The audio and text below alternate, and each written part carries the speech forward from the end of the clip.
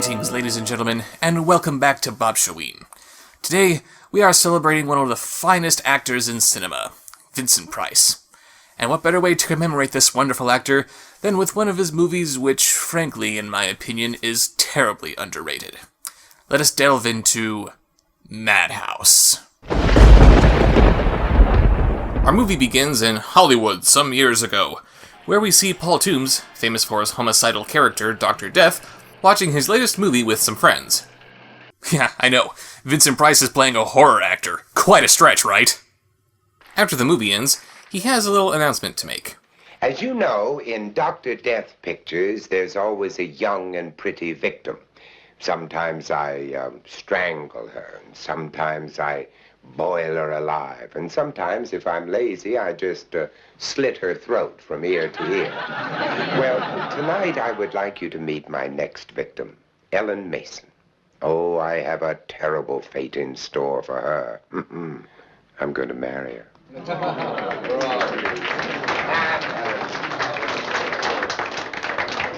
Now Paul has everything. Success, friendship, love.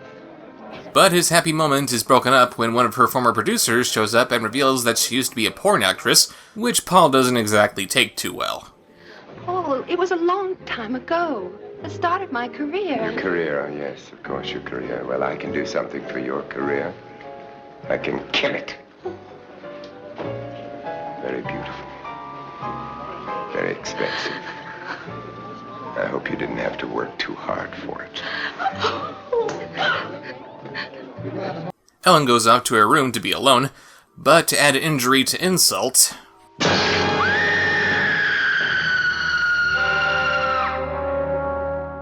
I'm gonna kill you so bad it's gonna make you freeze frame! After Paul wakes up from apparently blacking out, he goes up to apologize to Ellen, but he finds her in a less than receptive state.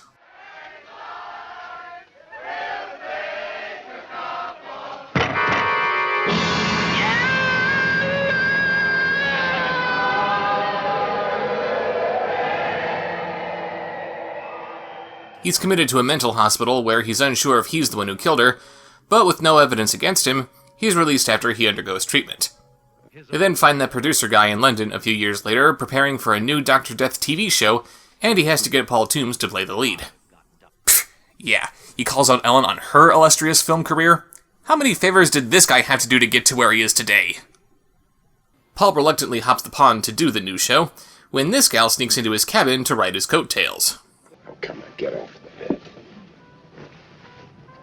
You're going to England to make a television series, aren't you? So what? Now get out of here.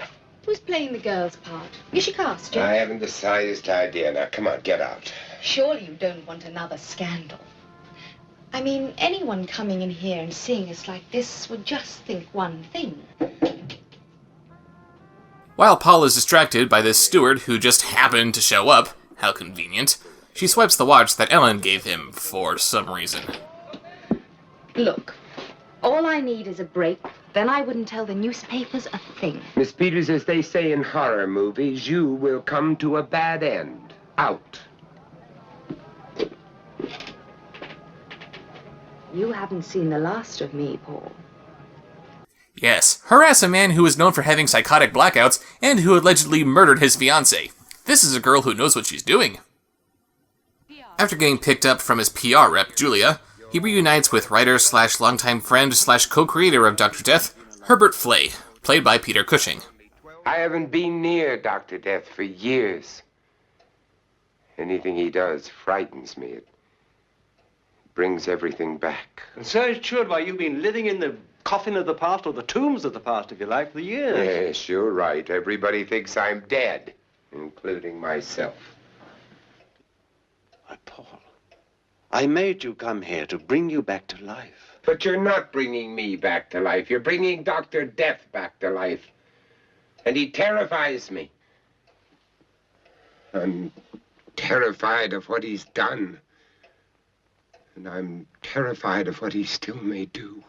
However, Herbert is convinced that Paul can still play Dr. Death without anything happening, and they watch one of their old movies to help reconnect with the character.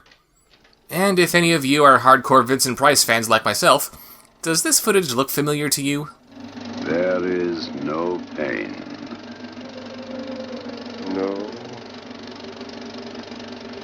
pain. You are at peace. Mind and body at peace entirely. This footage, featuring another horror legend, Basil Rathbone, comes from the movie Tales of Terror. And that other Dr. Death movie they were watching earlier? That was from The Haunted Palace. This movie is going to show us some other samples from Paul Toombs' career, when in reality, they're just clips from real Vincent Price movies. Now, some people would see this practice as being incredibly cheap, but it actually just makes total sense to me. After all, if the idea is to show off this great actor and everything that he's done, what better way to do that than just by going straight to the source? Anyway, Paul drifts off while watching this movie, and when he wakes up, he finds that Herbert is left, and that would-be actress from the boat has tracked him down. Of course, it doesn't take long for her to get what she wanted. She wants Dr. Death. She's got him. We then see Paul wake up with no memory of what just happened, and he follows some strange noises down into the basement where he meets one of his former co-stars who was at that party before. When you knew me, I was pretty. I was Faye Carstairs. Yes, you were in one of the Dr. Death films. The one with spiders. She explains that she and Herbert got married, and that she was recently involved in a car wreck. When I came out of it, I wasn't pretty anymore. Oh, come on, you're very pretty. Have you seen what would happen if Paul got involved in a car wreck? That isn't pretty! It's not long before that actress's body is found, and the police suspect that Paul might be involved somehow. The Peters murder was done with a pitchfork. Exactly like the one in this film. If Paul Toombs copied it, then he's a fool. Oh, I don't think he copied it deliberately, sir. I believe he's psychologically disturbed. The character of Dr. Death has taken him over. And speak of the devil, shooting has begun on the Dr. Death TV show, but Paul isn't happy with the inclusion of Dr. Death's new assistant, who is only here to bring some TNA into the show. How long has she been dead? Almost an hour. We must work fast before rigor mortis sets in. Hand me the scalpel.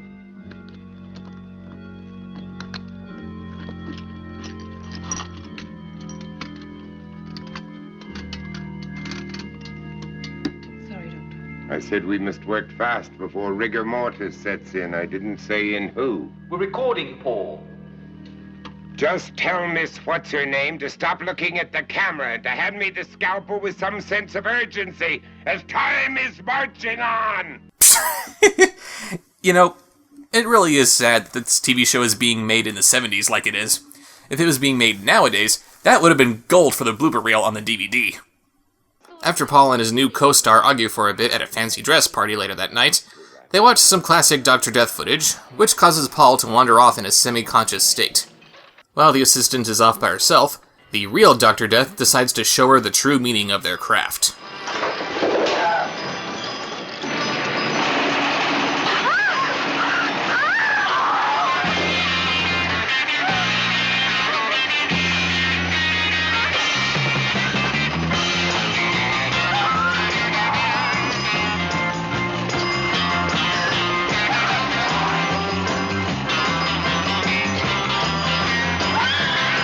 Apparently, Dr. Death is a fan of the ghastly ones.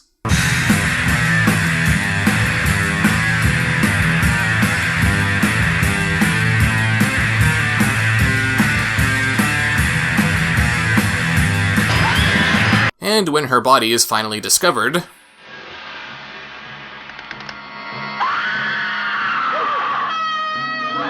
And the police!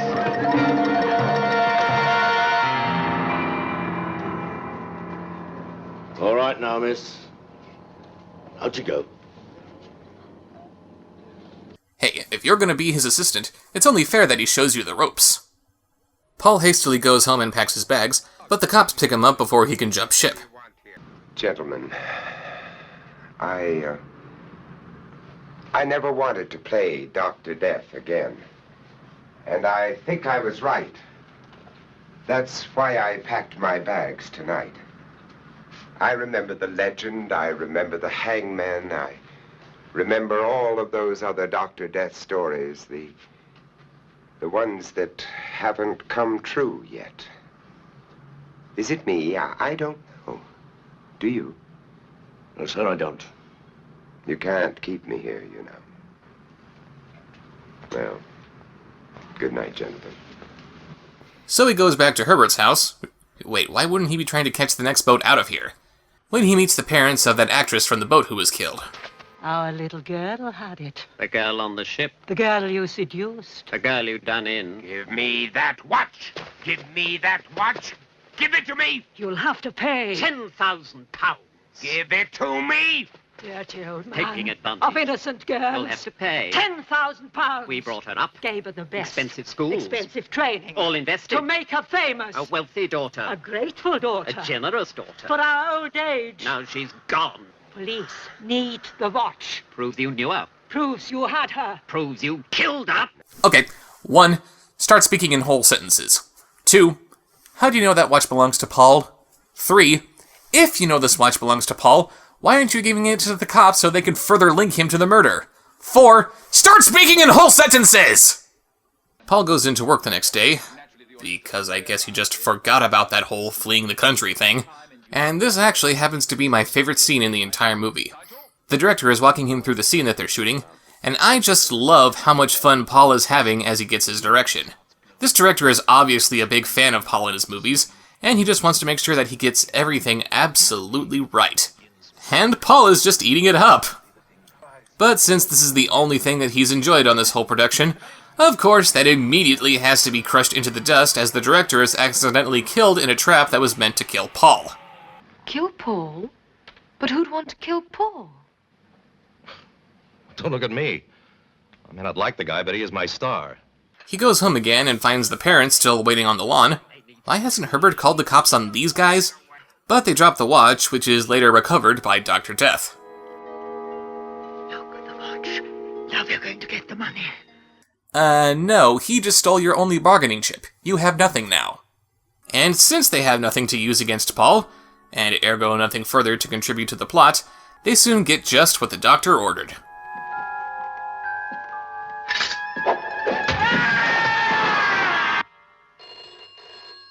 After Paul comes back to the here and now, Julia calls him up to remind him of an interview he's scheduled to give that night, and how she thinks that their producer might have something to do with the murders. So he goes back to the studio to get ready. Man, this 60-year-old has a lot of energy, doesn't he? Where he meets...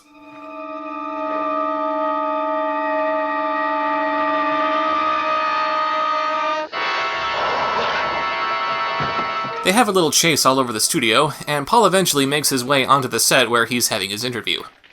And of course, this is one more excuse to show off some more of Vincent Price's filmography.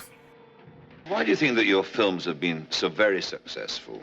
Well, I think it's because they're not about the ordinary, everyday world around us. They're about a world that's deep inside of us, a world of impulses and instincts that we have been taught to suppress. That sounds a bit spooky, impulses. I mean, what sort of impulses? Well, they're impulses that we don't dare admit. Impulses that sometimes we don't even know we have. Animal cruelty, brutal violence, and bloodlust. They're tamed and caged. Sometimes they prowl around inside of the cages that we've built for them. And then there comes a time in between our sleeping and our waking when they whisper to us that they want to be set free, but, well, we don't set them free. I think maybe that's why the pictures are successful, because they do set them free. Yeah, it turns out this part wasn't actually in the script. This is just Vincent Price talking about his career. While that's going on, Julia stumbles across Paul's contract, and this in turn marks her as Dr. Death's next victim.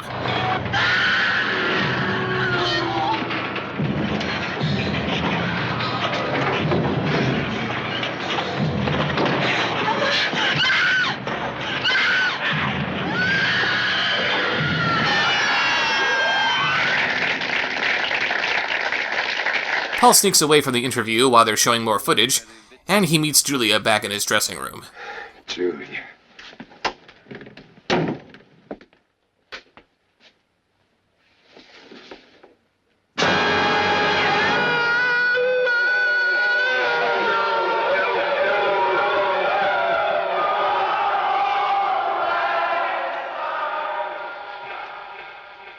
No, Ellen, no.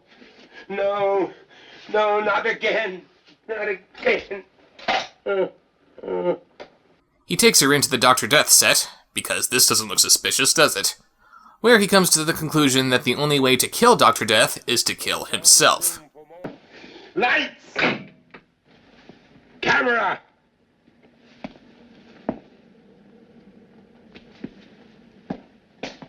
Action! Now I must play the final scene. The death of Dr. Death. And of course, it wouldn't be a Vincent Price movie without the place burning down. And check it out, Julia somehow changed it into a wax figure. Just because we're not showing any footage from the movie House of Wax, that doesn't mean we still can't pay homage to it. Now that Paul has kicked the badly burned bucket, the role of Dr. Death is given to Herbert. He's also given the footage of Paul's mental breakdown that they somehow salvaged from the fire, but when he goes home to watch it...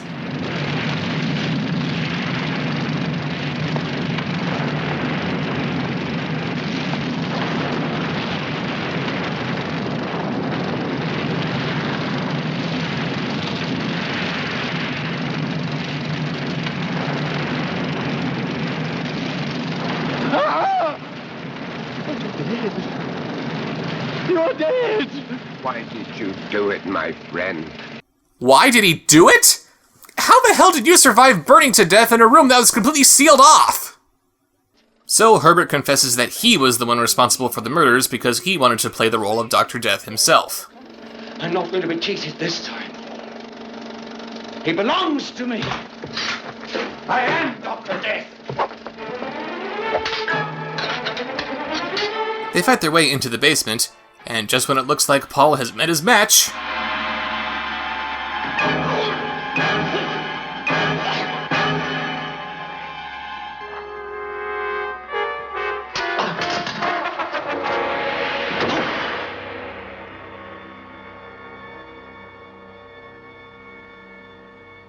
They like him now.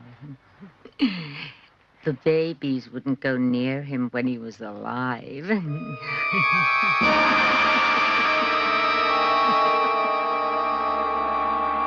And since Herbert was planning to take over Paul's life, I guess he found it only fitting that he should take over Herbert's life in return. When day's done and grass is wet with twilight, my lonely It's your favorite, heart is Paul. singing with a song. Sour cream and red herrings. The whole day through, I miss you when day's done. So that was Madhouse. It's hardly the most brilliant movie that Vincent Price ever made, but it just happens to be one of my personal favorites. Seriously, this whole movie is like one big love letter to Price's legacy. Sure, there are some problems, like the logistics of how Herbert just happened to commit all those murders at the same time when Paul conveniently blacked out, and how the ending doesn't really make a whole lot of sense. What, is he gonna spend 4 hours every morning making himself up to look like Peter Cushing now? But for the most part, this movie feels like it just wants to pay tribute to Vincent Price and all of his accomplishments. If you're a Price fan, this is definitely a movie that you need to add to your collection. If you're not a Price fan, give this movie a watch and maybe you'll soon become a fan yourself. And thank you all for giving me a chance to share this movie with you. I review a lot of bad movies, but every now and then I need to just review something that I enjoy.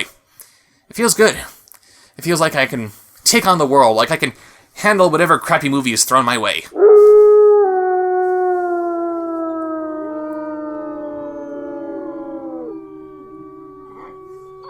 See you next week.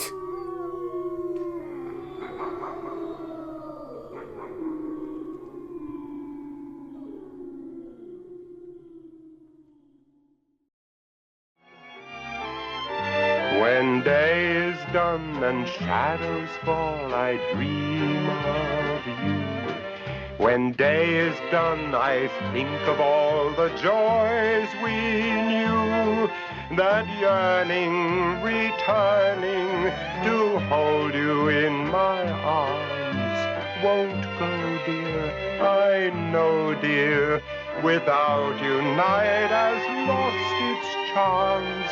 When day is done and grass is wet with twilight's dew, my lonely heart is singing with the sun. Although I miss your tender kiss the whole day through, I miss you most of all when day is done.